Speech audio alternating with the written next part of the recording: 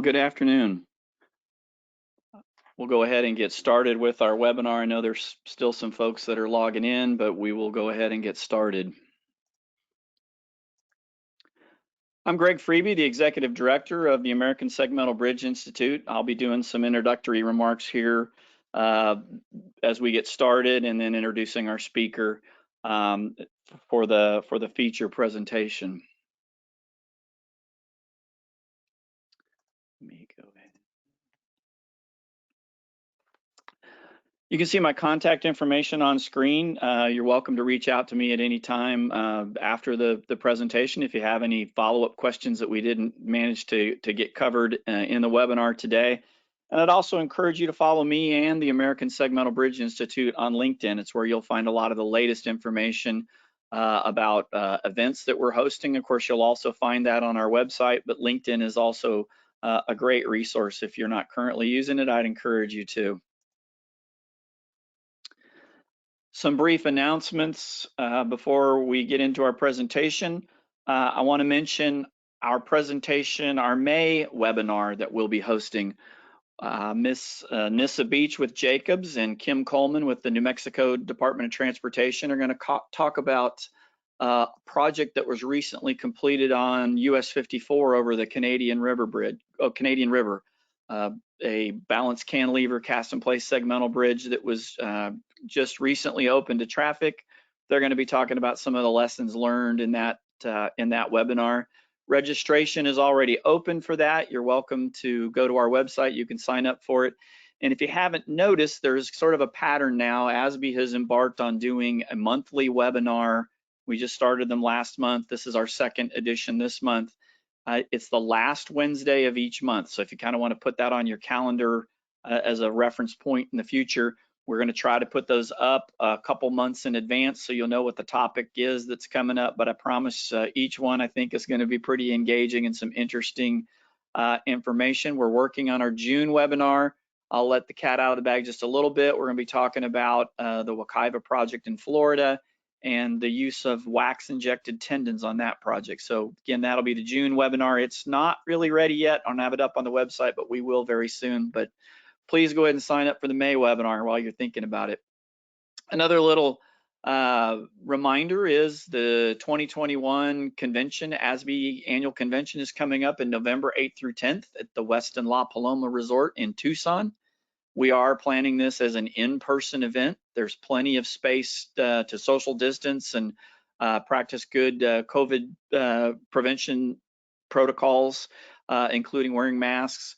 So we're very confident we'll have a good event, a safe event, and a lot of good presentations will be covered during the convention. So with that, just some quick instructions on the webinar today. If you lose connection, you can rejoin the webinar. Just go to the link that you were provided. You can just rejoin, and of course you will miss content while you're away. And in recognizing that, we're only going to be issuing certificates for attendance to those who met the minimum time requirement in the session. So if you do lose connection and you still want a certificate of attendance, you'll need to reconnect, and we're of course going to verify time and attendance.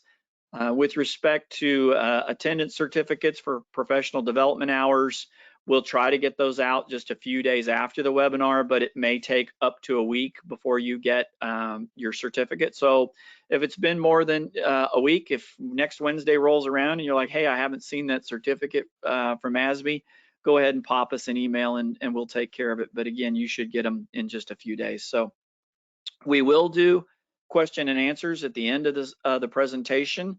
And the way that'll be handled is through the chat or through the questions tab actually.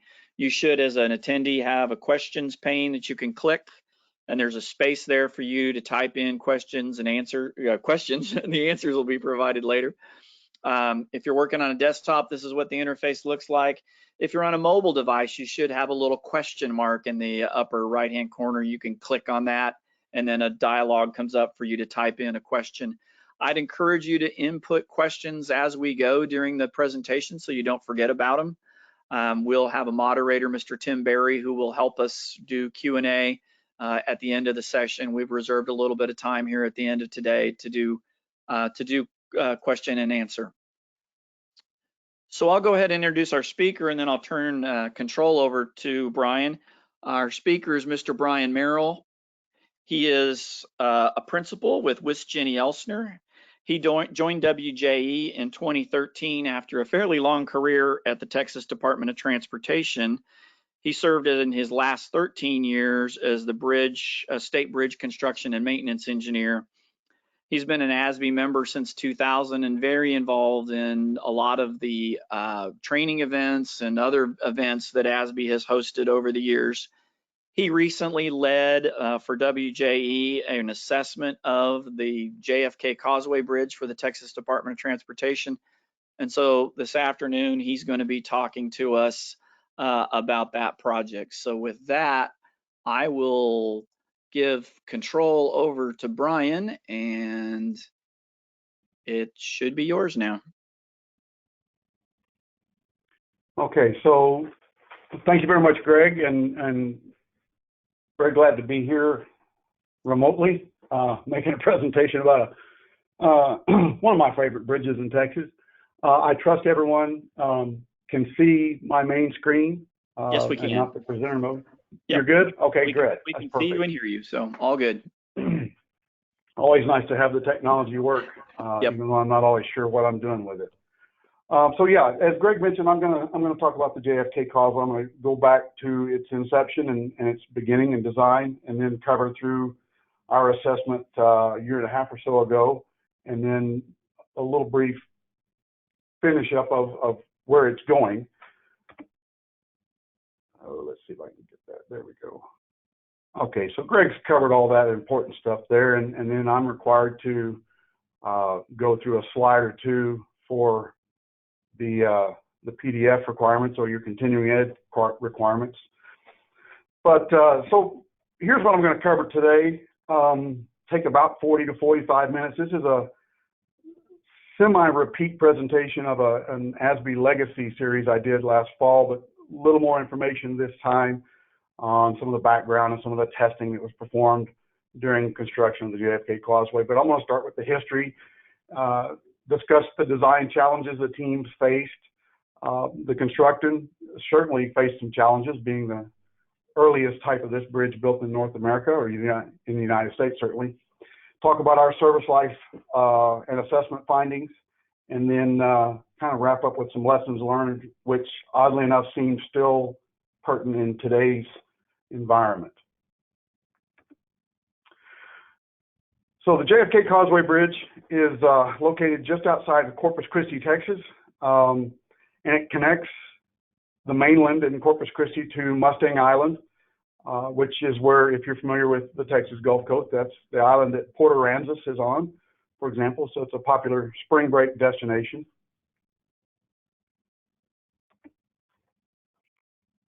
The first public roadway was a two-lane toll road built in 1950. So the slide I showed, or the image I showed just a few slides earlier with the family sitting on the wood trestle, that was a privately built bridge built back in the 30s as a way to get to the island where they had a little bit of a resort established.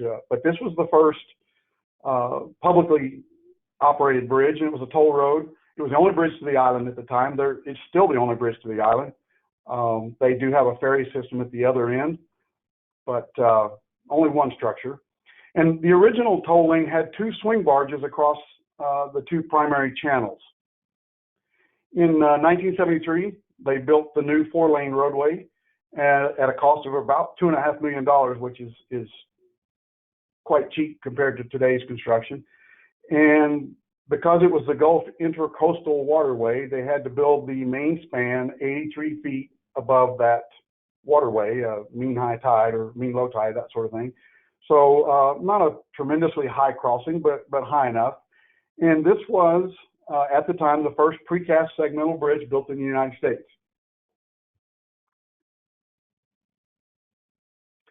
And here's an image of the original causeway before 1973 reconstruction, and the arrow there is pointing to the swing bridge, and it's actually a floating swing bridge that crossed that allowed the roadway to cross the Gulf Intercoastal Waterway. So the Intercoastal Waterway is going left to right in that lower image, kind of between the sandbars.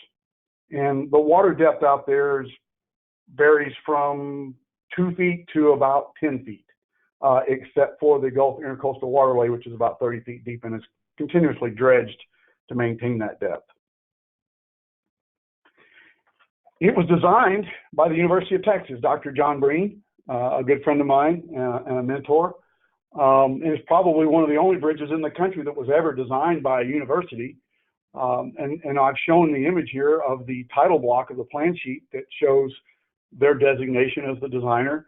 And the TxDOT representative for this project was Alan Matiowski, who was my first boss at TxDOT and also a lifelong mentor of mine.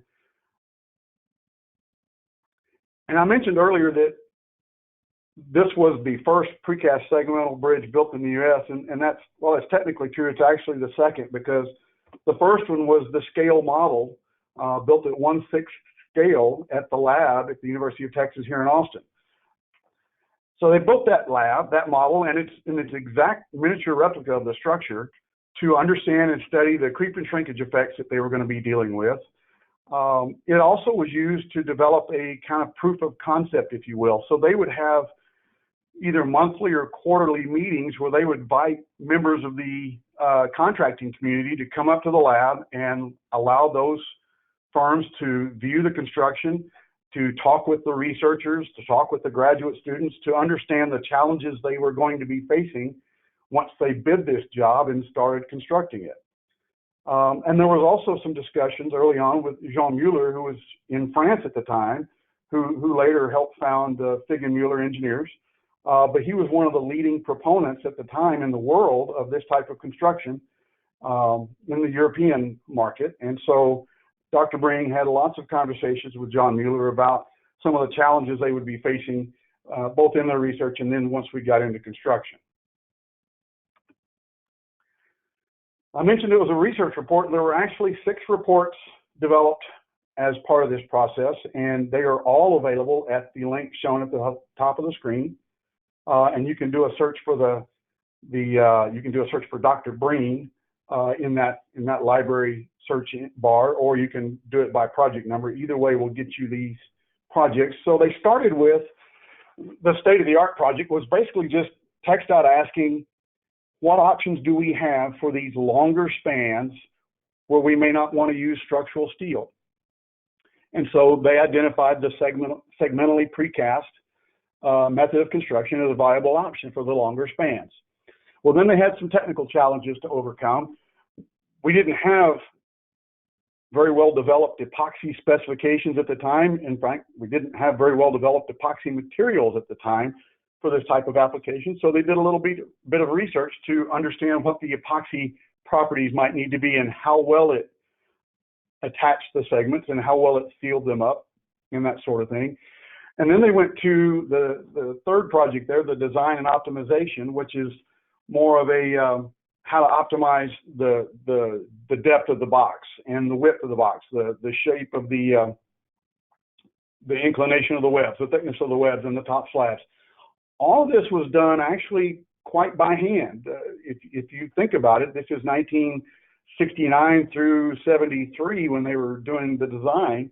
There weren't a lot of software programs, and there was no finite element software. Any programming was done in a mainframe using Fortran, so most of this was done by hand. They did develop a computer analysis program as part of the fourth project to look at the time-dependent effects for creep, shrinkage, elastic shortening, pre-stress losses, all of those things that we now take for granted that we kind of plug into the black box. They had to develop that on their own at the time. And they came up with that software to evaluate that type of system.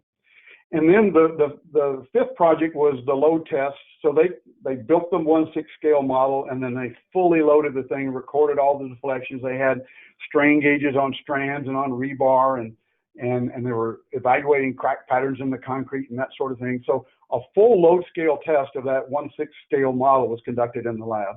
And then the final report, which I've highlighted in red there, is kind of a wrap-up of all 5 of the previous reports followed up with the lessons learned and the problems encountered during construction. And I'm going to go through a number of these.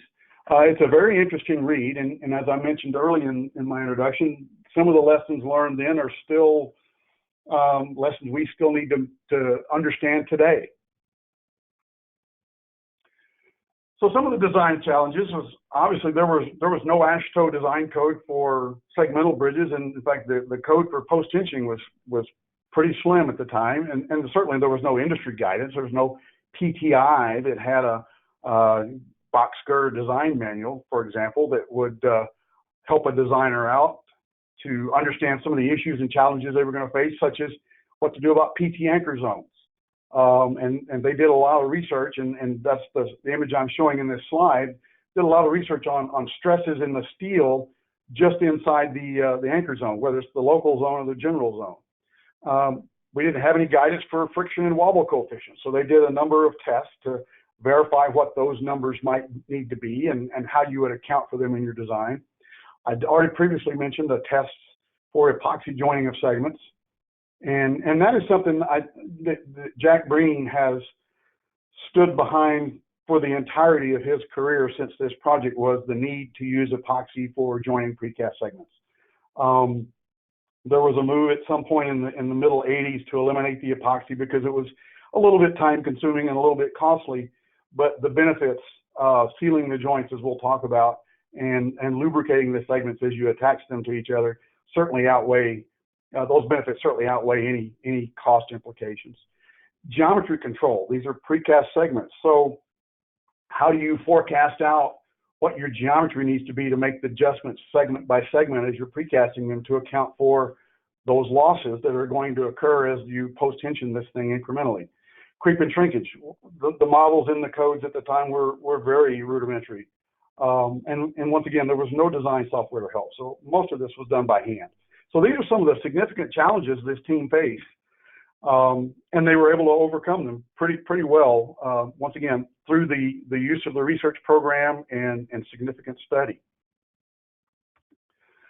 So there are some fairly unique design aspects to the structure, and I'll talk a little bit about this. So the first one is, and if you look at the image on the right, you can see we are a full segment out of balance.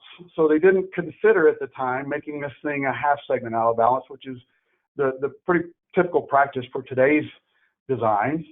The other thing I want to point out is that there's really no connection between the superstructure and the substructure. They used some temporary tie downs to connect the superstructure pier segment to the pier. And you can see that at the image there with the number 2, that's the remaining portion of that temporary tie down that they had to leave in place. But there's no moment connection between the superstructure and the substructure. They did do, using these little blocks at the top of the pier, they did do some load balancing. So what they did was, at the end of the project, they energized some jacks at all 4 corners of those the piers, and inserted shims underneath the bearings so that they could balance the loads, so that they matched what they assumed in the design and calculated in the design. And so that was a way to kind of make sure things were nicely balanced and we had the proper stresses in the superstructure based on the bearing conditions. One thing that they did put into the specifications was that all grouting was to be performed within 48 hours of stressing. So we didn't have a lot of information or history on grouting and how well it, how soon after stressing it needed to be done. So they didn't want to take any chances. This is right on the Gulf Coast. So they didn't really want to take any chances with tendons being exposed to a corrosive environment for too long a period. So they did do this 48-hour grouting practice. And in addition to that, they also followed it up with some inspections post-grouting to make sure that they didn't leave any voids, and they did some regrouting. And I'll show you what that looks like in a few slides. So here's one of the very few pictures we have from construction back in that time. We had a number of pictures at one point, but they've been lost. They were either printed photos or, probably more correctly, slides that were taken. You can see on the lower left the swing bridge that is in the open position at that point, but that's the swing bridge, and so they're building the new bridge right adjacent to it.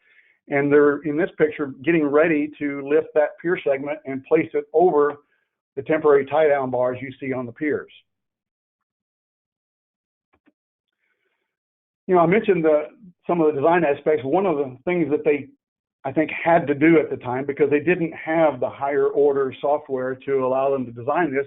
You know, in a typical bridge that we do today, using precast balanced cantilever segment construction, or cast in place for that matter, is we make them a moment frame. We use the piers as part of the structural system.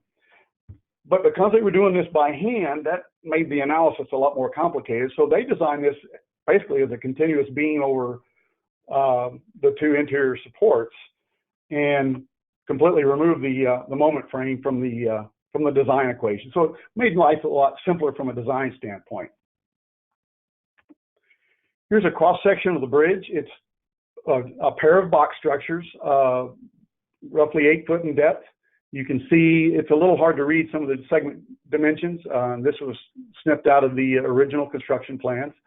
And they had the closure pour down the middle to tie the two box segments together, but there was no transverse post tensioning to tie those two segments together. There's just a cast in place reinforced closure pour. This is a half elevation of the tendon pattern, and I'll kind of walk you through. So we've got the cantilever tendons in blue, and you can see how they would step out, and they anchor in the webs, and then they're covered up by the adjacent segment when it's attached and stressed, so that those anchors are completely covered up and not accessible for inspection or view, which may or may not be a bad thing, but it just makes an assessment, you know, 50 years later, a little bit more difficult to perform. And then once they get the sufficient segments out there, then they make the closures, and we start doing the continuity tendons, and you can see those anchor in the deck level. And we're going to show you what that looks like in a few slides, because that's one of the challenges, is how do you anchor those continuity tendons up at the top portion of the box while still providing the level of protection that the tendon anchor needs to have. So there's the final closure pour and continuity tendons on the left. So here's a little bit closer up view of the reinforcing and some of the slab, web, and other box dimensions. You can see we've got a 7-inch slab between the webs, and in on the left side, this is the right side box. So there's a constant thickness slab toward that closure pour. On the outside, the exterior side of the box, the slab thins out to 6 inches thick at the edge. So it's pretty thin. And then the bottom slab's also only 6 inches thick. So not really robust as far as dimensions are concerned, but certainly appropriate based on their design. I mentioned the cantilever tendons anchored in the webs at the end of the segment, and this is a detail from the construction drawings, but not the shop drawings. And we'll talk about some of the differences that occurred in that process that caused some problems. Here they are in the casting bed. And one thing I want to point out, right there is the single large shear key between the adjacent segments. They didn't use the, I guess you would call it a castellated or really small shear keys that we use today. They used a single large one, and that's something that Dr. Breen pointed out later in subsequent papers and reports, that use of multiple shear keys would be more advantageous than a single large shear key. But this is what they used at the time, once again modeling this on the early French designs. I mentioned the deck tendons, or the continuity tendons that anchored in the deck. This is what that detail looks like. And here's an image, once again, one of the few from construction, showing the stressing apparatus used to tension those strands. Looks very similar to what we're using today. I mentioned the shear keys. Here's the details for them, and their location in the segment varied up and down vertically based on where the tendons were entering or exiting the segment. And so in the picture on the right, the shear keys in the yellow circle, this is obviously near one of the pier segments, so the tendons are up pretty high, and there's no anchors in that web face. So They used a rather large shear key, but it is, once again, just a single shear key. So now let's switch a little bit to some of the construction challenges. Once again, it was a balanced cantilever construction with a full segment out of balance. And so that put a lot of stress and a lot of structural requirements on those hold downs. And they did report in the lessons learned report that they were continuously monitoring the tightness of the hold down nuts, because they would loosen over time as you got the span tilting one way or the other, and maybe even possibly due to some thermal changes. They had to figure out how to deliver and erect these segments, and I've got a slide or two showing that here in a couple of slides. They also had to figure out how to apply the epoxy and how much time they had to do that task before the epoxy began to skin over and kind of set up. They did have some issues with duct alignment and some pullout. I'll talk about that a little bit more. What I mean by pullout is when they were inserting some of the tendons with a kind of the little wire mesh finger grab thing, if you will, they snagged an edge of the duct and completely pulled the duct out of the segment. And that cost them about 2 weeks worth of work, I recall reading, because it took them a while to figure out how to get that duct out of there. But they did get it out, and they were able to subsequently install the tendon and grout it. And then they did have some segment cracking problems that I'll talk about as well. So once again, balanced cantilever, full segment out of balance. If this were a test, that would be a question that would be showing up. So I mentioned the hold down bars, and they did report that they periodically loosen. So this is an image, obviously during construction, showing those hold down bars and where they were. And they had that platform there that the workers would go up, I think, every single day and verify that the nuts were snugged up correctly. They didn't really post tension them. They just made sure they were snug so that there were no gaps, so that the cantilevered segments wouldn't deflect too significantly. Their segment delivery system was a really innovative system. They had a local structural engineer that developed what I've tried to cartoon up in these images. I've never been able to find photos of this system, but Dr. Breen described it to me as very innovative. It simply bolted through the top slab of the segments, and it was designed so that when they picked the segment up, it tilted that segment at a 21-degree angle, and you would use that little hook to drop the segment over that bar, and it would pivot down into place.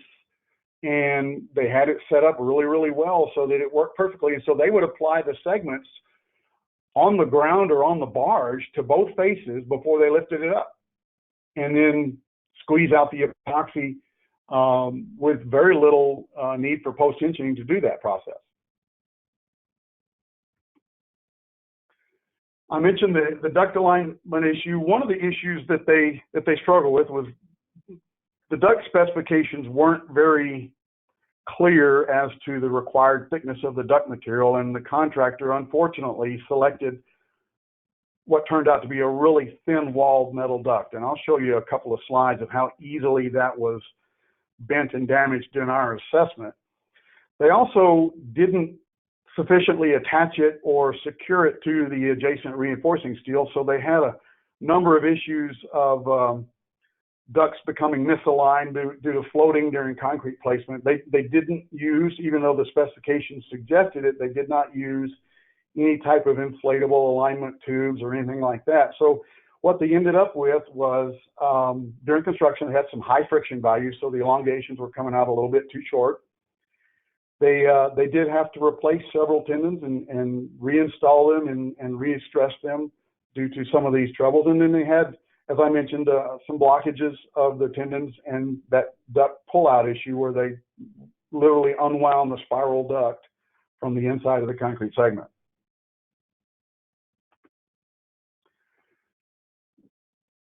During the early part of the construction, they discovered some web cracking at the cantilever tendons, and this was very early on during segment erection. But at that time, all 88 precast segments had been fabricated and were ready for shipment. So that was alarming because this cracking pattern apparently had not shown up during the research. And so they shut the project down for about 9 months to allow the team at the University of Texas to study the problem. And they figured out that the cracking was caused by a number of contributing factors. It's usually never one thing, right? So there were a number of contributing factors. And the first one was that the anchorage geometry itself had changed. So the anchor used in the laboratory was more of a flat plate type post-tensioning anchor, because they were obviously dealing with some smaller tendons rather than, because it was a 1/6 scale bridge. So they didn't need that same level of tendon geometry. And so when they got to the construction of the real bridge, it was more of a conical shaped or a wedge shaped anchor, which put a little more stress, or a different stress pattern, I should say, into the concrete behind the anchor itself. The other problem they had, and this turned out to be a big one, was that the spiral reinforcement supplied with the real bridge's tendons was roughly half that used in the 1/6 scale model when you accounted for scale factors. So it was insufficiently reinforced in the local zone due to the spiral. The third thing that happened was that the contractor, unfortunately, and I don't know that the inspectors knew not to let this happen, but they cut off a lot of the normal reinforcing bars in this region to allow the anchors and the spiral to be installed. And so it was much more lightly reinforced than the similar zones in the test specimens in the lab. So all of those things contributed to this cracking. So Dr. Breen's team, though, made a full-scale mock-up of this cracking.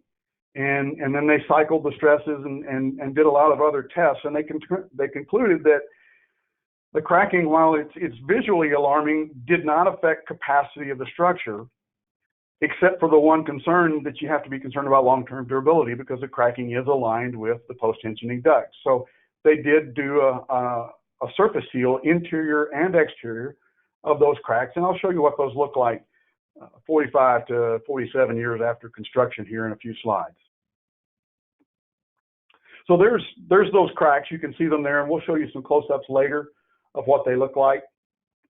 This is actually one of the full-scale tests they did to verify the stresses in the reinforcing steel, stresses in the spiral, that sort of thing, to make sure they understood the ramifications of that cracking, and then and make sure that it wasn't going to affect the structure, because, like I said, at that point, all 88 segments had been cast, and that would have been a big blow if they'd have to recast all of them.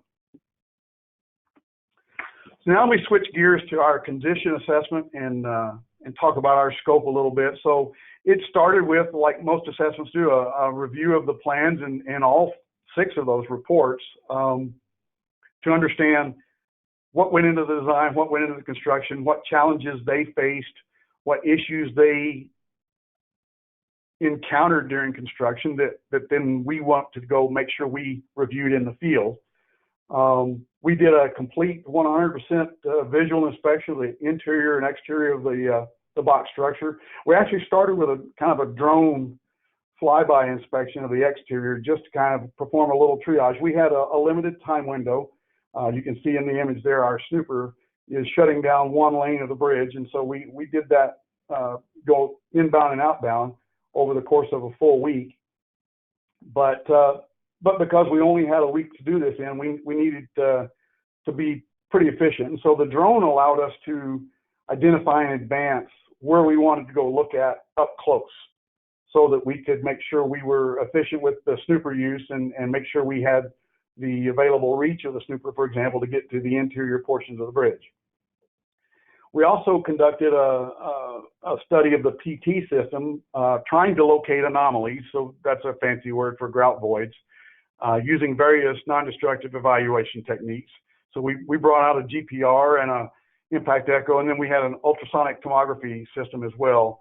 And we used all 3 of those kind of in concert to see which one might work best, because some of these systems work better than others, depending on the duct material. So we had a galvanized metal duct. And so I think the GPR worked a little better on that, but it was able to pick up, and we were able to identify the location where the duct was missing using these systems. And I'll show you what that looks like. And then the plan originally was to, if we did find any voids, we were going to do a destructive opening and inspect the tendon and the grout. It turns out we didn't find any openings or any significant voids. So we had already pre-selected, kind of with using a statistical process that I'll discuss, some locations to look at anyways, regardless of whether or not we found any voids in the grouting system. And then we did want to sample the grout. This was a cement and water grout with an expanding admixture, so a fairly simple concoction. But we wanted to see how well it was performing and obviously how well it was protecting the tendons. Part of our study was going to include a large service life modeling component. This was a large post-tension, but also a reinforced concrete structure in a pretty aggressive marine exposure environment. So we took quite a few cores for chloride testing and petrography. And then we did at selected regions, and most of them selected using the drone triage system. We did a clear cover survey using the GPR, and then we followed that up with some half-cell corrosion potentials and corrosion rate testing at those same selected locations, so that we could provide TxDOT with recommendations for extending or making sure this bridge attains an additional service life of 30 years. Now, keep in mind, it's already 50 years old. But I'll talk about some of the limitations on its original design service life here in a few slides. I mentioned that we used a statistical approach to determine how many tendons and what tendons to open up. The FHWA report there is the methodology we followed. Now, it was intended and developed to address the chloride contaminated soft grout issue that came up 10 or so years ago. But it's still pretty applicable in a situation like this where you have a basic understanding of the structure's condition, its construction, the records that are available, and you can use this methodology to determine how many tendons you want to open up based on the level of risk that you assign and your degree of confidence you want to obtain. So what we did, and we have to keep in mind, we were not able to, for practical reasons, do a random selection of tendon locations. For example, we could only do the outside lane, close the outside lane in each direction, which meant we could not test any of the half of the tendons on the structure that were under the inside lane. So let's understand we're not random for the practical reasons I just described, but I think the methodology still has the opportunity to work for us. And so based on the testing costs and the time on the project and that sort of thing, TxDOT selected a 75% confidence level.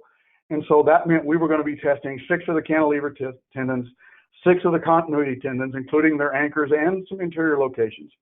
And then once again, if we did find any voids or anything, we were going to bring a borescope out there. And if not, we were going to make our own openings, once again, using the borescope. And keep in mind, every tendon on this bridge was an internal tendon. There were no external tendons with relatively easy access. So we're going to be chipping into the concrete. And so we have to be selective and careful when we do that so that we don't end up causing more damage in the process of doing an assessment. So from a PT system findings, we found really only one anomaly in the location of the ducts and the sampling of the ducts, and that was the missing duct in a couple of segments. We did find 2 grout voids. Both of them were in deck tendons, but none of them had exposed strands with any corrosion. And I'll show you a slide of what that looks like. When we did open up the strands, the tendons, the strands were in like new condition. We did observe evidence of regrouting. And so let me walk you through a couple of pictures here. So this is the largest void we found at one of the deck tendon anchorages. It goes back about 9 inches. This is taken with our borescope, so the scale's a little bit off, but you can see the tendon or the strands on the right side of the image that are still coated in an effective coating of grout. So it is protected. It's dry. There was no moisture in any of these tendons that we observed. Here's the two of the cantilever tendons on the deck surface that we opened up. The surface corrosion on the outside of the duct we determined was due to storage of the ducts in the casting yard. The casting yard was in Corpus Christi, so once again along the Texas Gulf Coast. And that was just, like I said, surface corrosion on the exterior of the duct. It had been there for quite a while. We also observed it on the inside of the ducts, which led us to believe that it was a storage condition and not something that occurred later. Here's a close-up of the strands, and you can see on the right the duct how easily it's bent and damaged by. We were using fairly light chipping tools to expose this, but still did significant damage to the ductwork.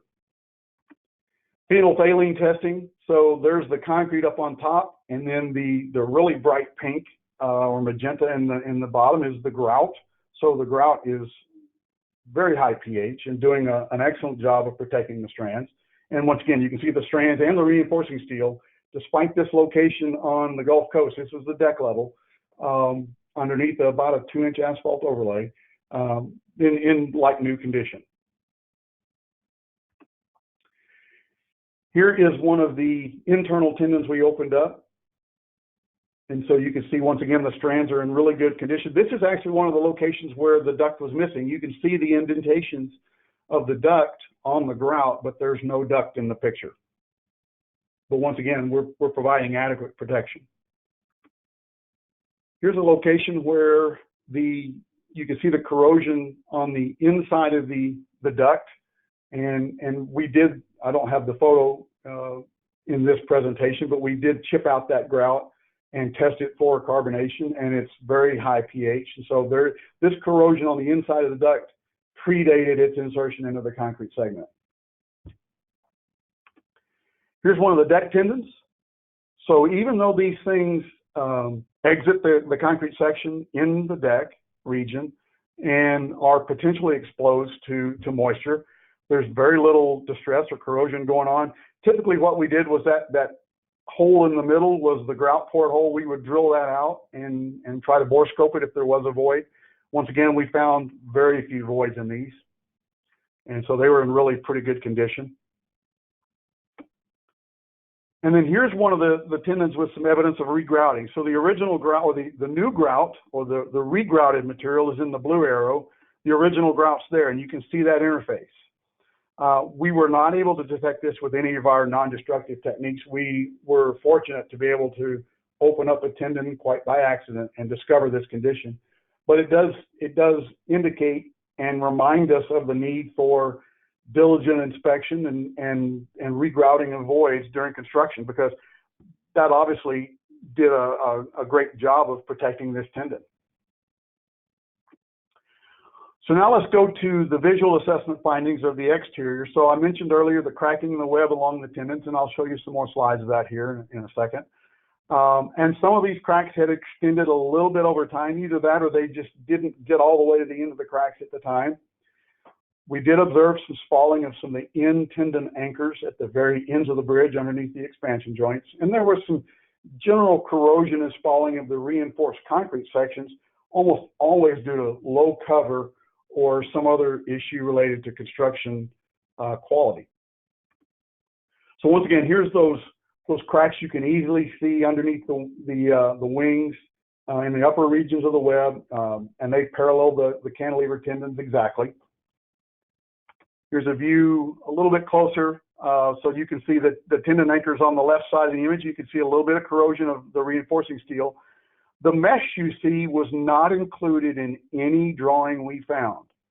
It was apparently added at some point by the fabricator, but when they did add, and it wasn't in every segment, but when they did add it, it had very low clear cover, and that was the lion's share of the cause of this corrosion that you see is very low clear cover. You can also see they didn't use any special treatment of the reinforcing steel chairs, and that's a pretty common observance all along this structure. Here's another sample.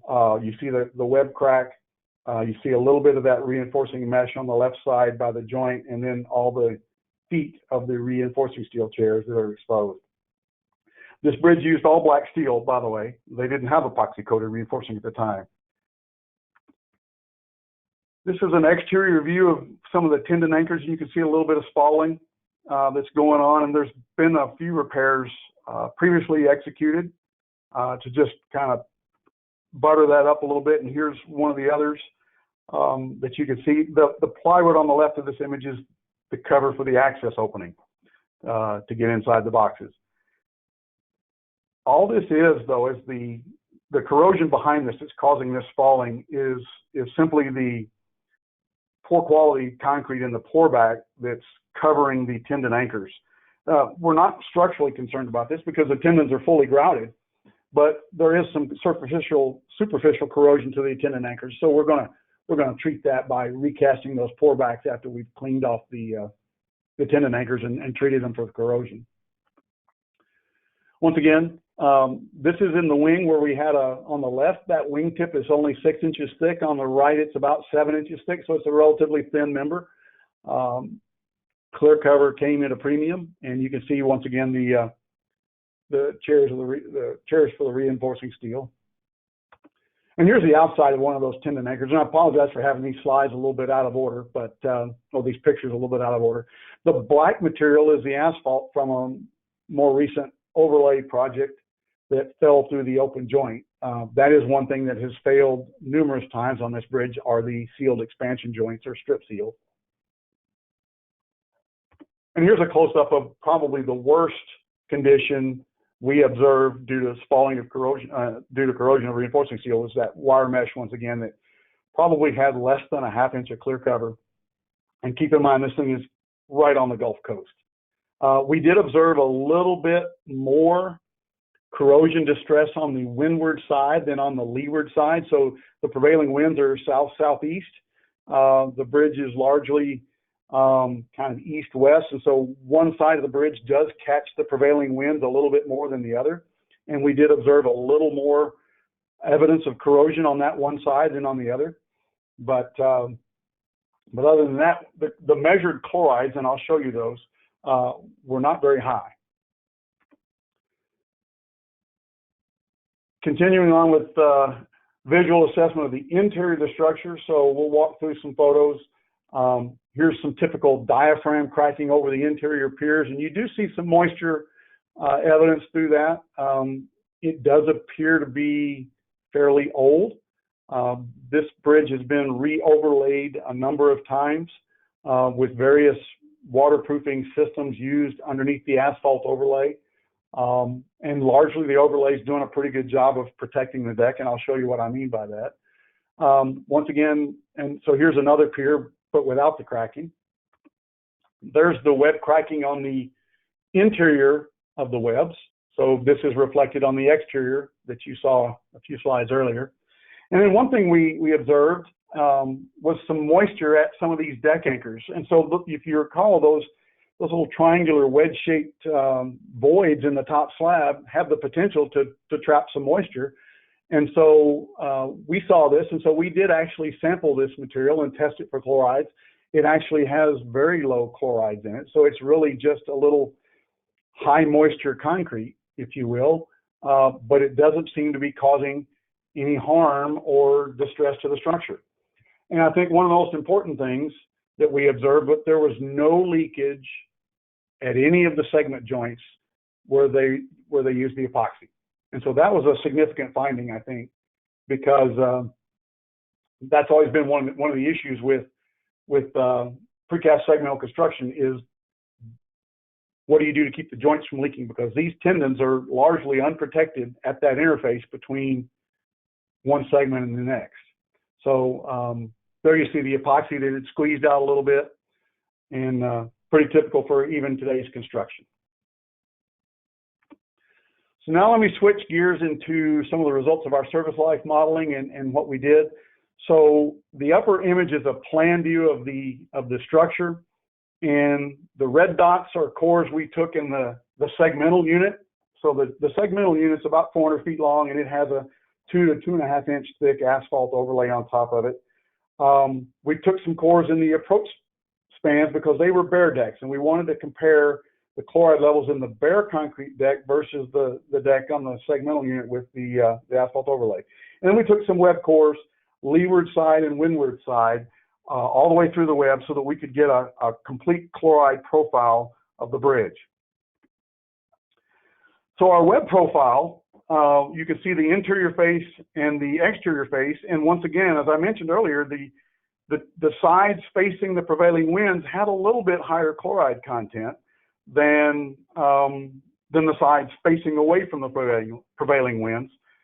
The lower dashed line, horizontal line there, is the typically accepted chloride threshold, and the vertical green lines are the average depth of the reinforcing steel per the plan. So you can see our chloride levels at the level of a reinforcing steel are still well below the expected chloride threshold. So from that standpoint, the webs are doing quite well, with the exception of the locations where we had the obvious really low clear cover for some of that wire mesh. On the top deck, you can see the left side is underneath the asphalt. The right side is actually underneath the wings. And once again, the yellow and the reddish one are the windward side. So we've got some high chlorides, but once again, at the level of steel, they're all well below the normally accepted chloride threshold. And the interesting thing to me was that the asphalt had done a pretty good job of protecting that deck from any chlorides that might, be applied to the bridge deck through windblown chlorides. It's not going to rain salt in Corpus Christi, Texas, and they don't de-ice this bridge. So any chloride is due to the marine exposure only. Now, what's interesting, though, is the comparison of the approach slab to the underside of the approach slab deck to the main unit deck, where we have an overlay and not have an overlay. So the top slab has much higher chlorides in the approach slabs than than the main unit protected with the asphalt overlay. So it really did a pretty good job. And I don't think these slides show it very well. Yeah, here we go. So now we're looking at the approach slab on the right and the main unit on the left. You can see the difference in chloride levels due to the protection of that asphalt overlay. So it really did a pretty good job protecting the bridge deck from chloride intrusion.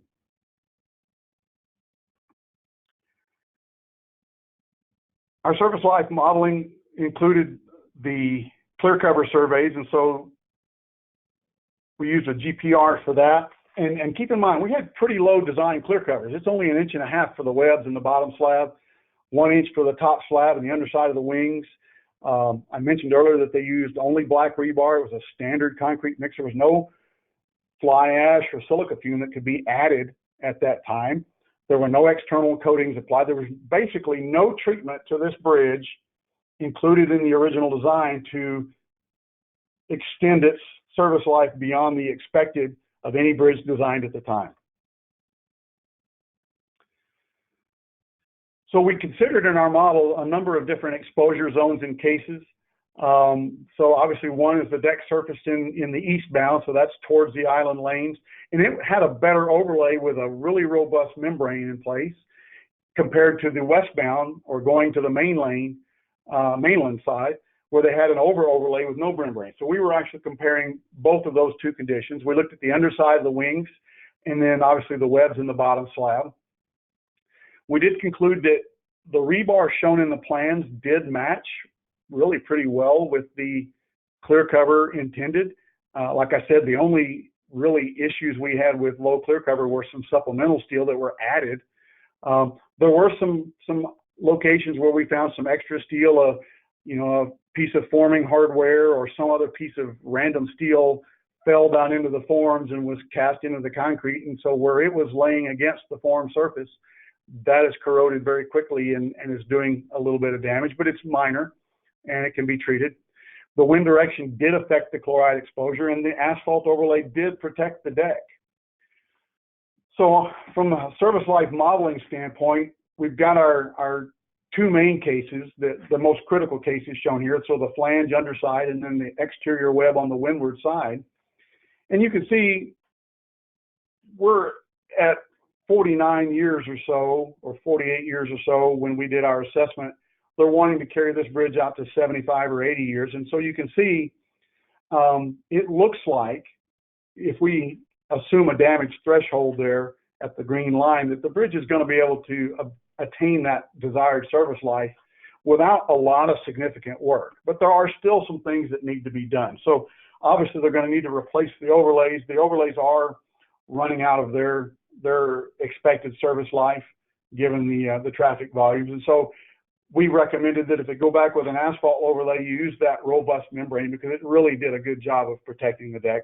Or the bridge is in sufficient condition to use a polyester polymer overlay, which is also a really robust waterproofing type system.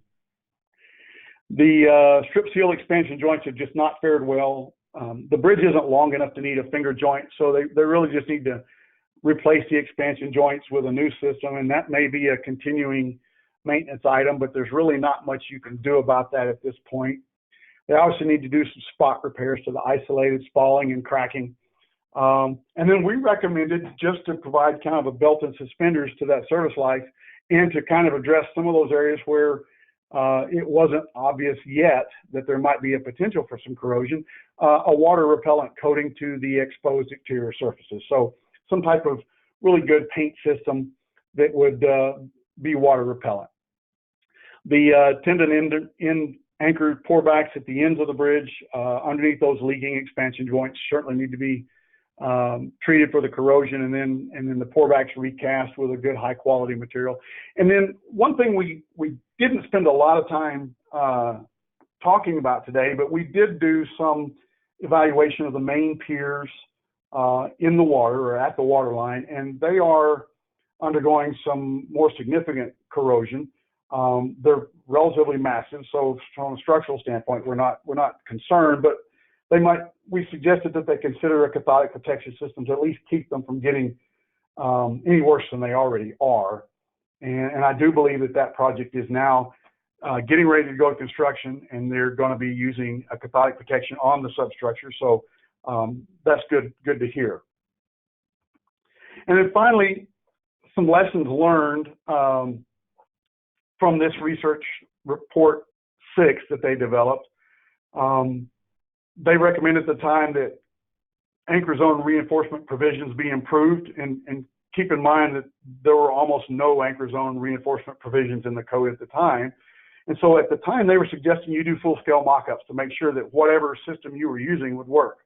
That work has largely been done, and so all of that information now is in today's codes, and all of the current PT suppliers have local zone reinforcing that works with their system. We've got the testing to show that. They did recommend increasing some of the element dimensions. They thin these slabs and webs out pretty well, but from a constructability standpoint, it does help to make them a little thicker, but the cost is the additional weight. So that there's always a trade-off there.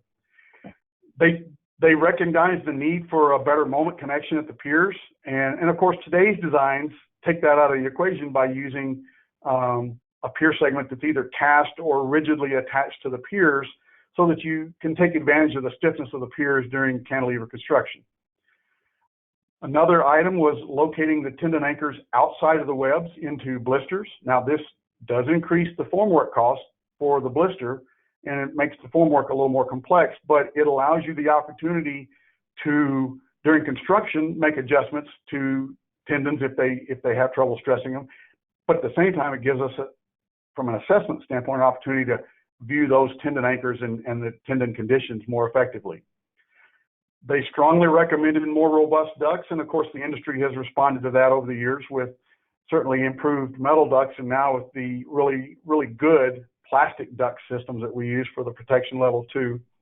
And then finally, as I mentioned, Jack Breen, came to the conclusion that the multiple castellated shear keys were going to be a lot better than those single large shear key that was used on this project. And then finally, the last lessons learned is there's no substitute for clear cover. You can do all the stuff you want with epoxy coated or galvanized or other corrosion-resistant steels, but the first line of protection is clear cover. And protecting end anchors near expansion joints is another issue. And I think current designs do a pretty good job of this, but at the time, there were some lessons that had to be learned, and unfortunately, they're usually learned the hard way. They maintain and still maintain that epoxy application to both faces of a precast segment is absolutely critical and has been shown in numerous cases to be the way to do it. You need to pay attention to grouting, and they did on this project.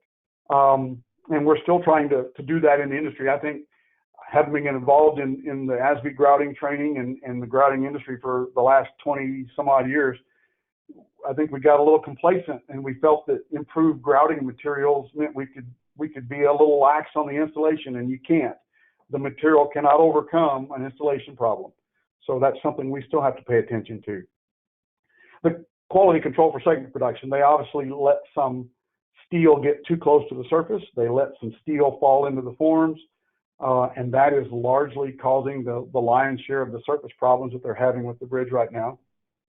And then the tendon anchors in the deck could still end up being an issue, and I think that's something the industry is still considering and trying to deal with today, is how do you anchor a tendon near the deck, allow it to be grouted, and how do you vent the ducts during grouting so that the grout port doesn't itself become a conduit for moisture to get into the duct. And so that's something the industry is still challenged with today. Okay, so that ends the presentation. I'm going to give a shout out to Mr. Alan Matiowski. I mentioned him earlier. He was my first boss at TxDOT. He was TxDOT's primary, very young engineer at the time this bridge was built. He unfortunately passed in 2013, and we miss him greatly.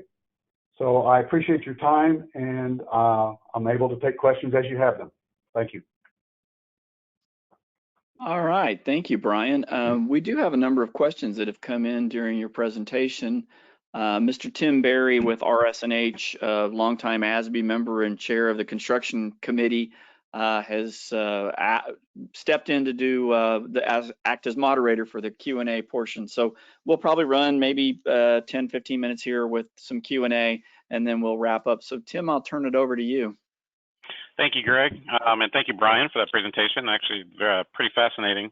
And do have a couple questions that came in during your talk. So first one right off the bat, are you aware of any cracking that was detected in the longitudinal concrete section in between the two boxes?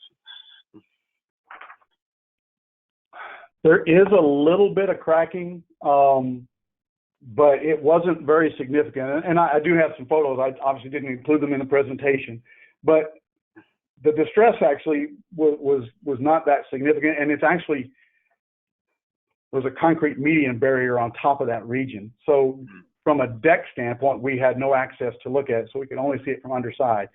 But there was no moisture coming through that connection. It looked like it was holding up really quite well for its location. Okay, thank you. Another question, sort of a commentary, which I would agree with, that the performance of this bridge could be considered remarkable, which I definitely agree with, given the age and given it being the first one of its kind. How much do you think this could be attributed to the care and detail of the construction techniques, during the construction of the project?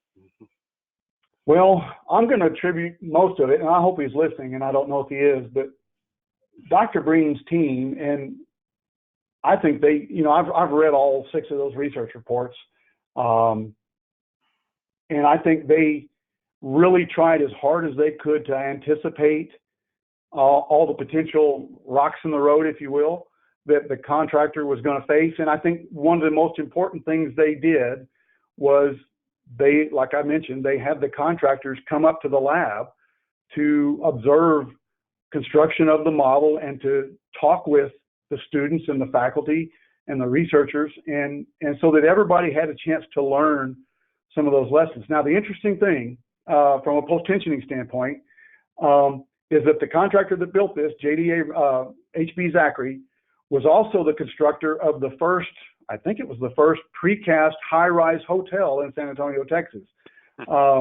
And you can Google that image. They completely precast entire rooms of that hotel and then erected them. I mean precast and prefabricated. They had the plumbing in place, everything in a precast room, and then they erected that high-rise hotel. So this contractor had some experience with precast construction, and I think they paid attention to the available information that they got from the University of Texas.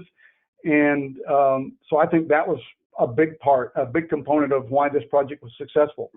And then this one had despite some of the little nagging things I pointed out, it had a lot of eyes on it. There was a lot of attention paid to this project by TxDOT and by the contracting community because it was the first of its kind. Yeah, it's pretty fascinating, actually. So I got another question about asphalt overlays being chosen versus latex or silica fume overlays for repairs. Okay. Well, one of the problems you're going to have with any type of cementitious overlay with a precast segment bridge is that the segment joints are going to concentrate and reflect crack through your overlay at the segment joint. The other issue is that they're relatively brittle. My personal preference now, and my company has a pretty good experience with them, is the polyester polymer concrete overlays. They go down, they apply very similarly with the same equipment. So a screed, whether it's a drum type or a vibrating type screed as a concrete overlay, but because it's a polymer binder, it's really quite dense, quite impermeable, but also has just a little bit of flexibility to it so that it allows it to bridge cracks a little bit better. In this case, because we already had an asphalt overlay, it made sense to go back in with an asphalt overlay. And keeping in mind that bridges in northern states, if we want to use the term Rust Belt, we can. If you put an asphalt overlay on a bridge up in the north and they apply a lot of de-icing chemicals, those de-icing chemicals kind of become trapped in the pores within the asphalt overlay, and they gradually migrate into the deck. And we've actually seen that in bridges in North Texas that had that situation. This bridge is never going to see a de-icing salt application in its life. They did have some snow this past February. I think it lasted a matter of hours. But so all of their chloride exposure is marine. And so actually the deck had lower chlorides than some of the webs just because rainfall tends to flush the chlorides off the deck surface.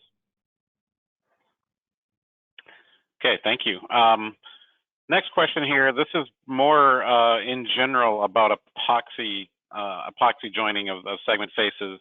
And the question is, some consider that as long as you apply total thickness amount of epoxy recommended by the manufacturer, that it shouldn't matter if you apply to one face or both faces. And I'll go ahead and jump in first on this one, Brian, if you don't mind.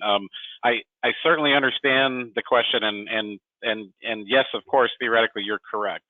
If you apply the right amount to a single face, it should be sufficient. But I think one thing that we've seen over the years in segmental is we err towards the belts and suspenders approach of one single face epoxy is probably good enough, but double face is even better. And it gives us that sort of level of comfort that we do have all surfaces completely covered. We've just seen too many issues where moisture and water seems to find a way through epoxy jointed segment joints.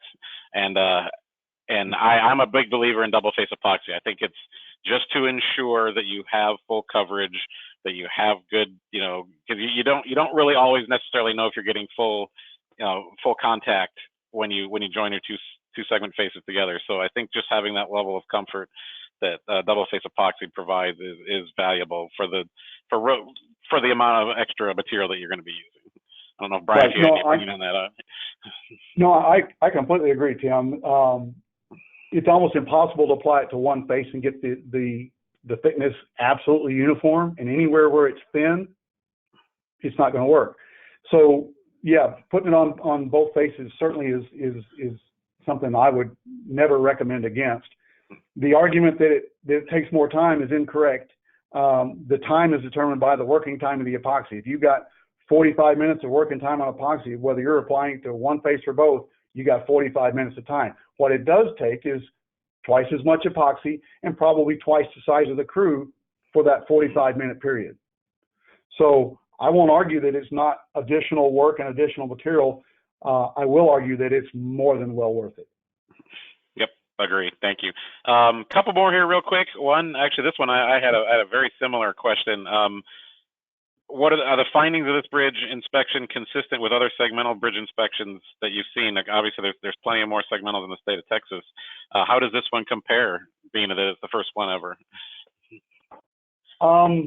Yeah, so I've looked at, over the years, I've looked at the San Antonio Y segmental bridge. So that was built in the middle 80s through about 93. And then I've looked at the 183 segmental bridge in Austin. It was built in 93 through about 97.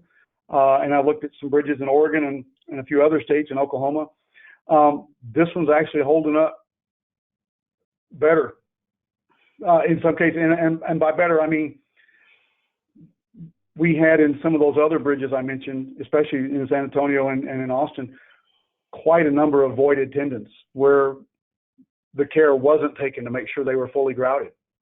And that's causing the lion's share of their issues. In fact, I think the San Antonio bridge had a multi-million-dollar repair project a number of years ago to try to regrout those tendons.